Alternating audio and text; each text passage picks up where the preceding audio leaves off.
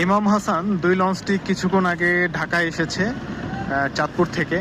যাত্রী নামিয়ে এখন রেস্টিংয়ের জন্য ডকইয়ার্ড ঘাটে চলে আসছে।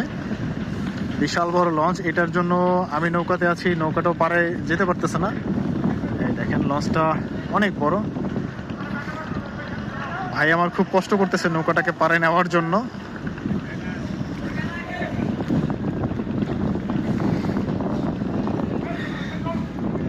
এত বড় দানবের মতো লঞ্চ যদি পাশে থাকে তাহলে একটু ভয় তো লাগবেই বলেন। এই তো এসে ধাক্কা দিল ইমাম হাসান 5 লঞ্চকে।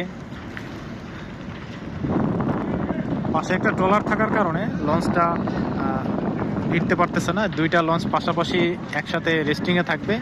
মেবি এই লঞ্চ রাতের বেলা আবার ছেড়ে যাবে চাঁদপুরের উদ্দেশ্যে, এই জন্য এখন এখানে রেস্টিংয়ে থাকবে। যেহেতু সদরঘাটে যাত্রী নামানোর পরে কোনো লঞ্চে দাঁড়িয়ে থাকতে পারে না যদি সারাদিনে কোনো পরবর্তীতে না থাকে, যাত্রীর কোনো ট্রিপ না থাকে, তাহলে রেস্টিংয়ের জন্য চলে আসতে হয় ফরাজগঞ্জ ঘাটে, নাহলে ডকইয়ার্ড ঘাটে।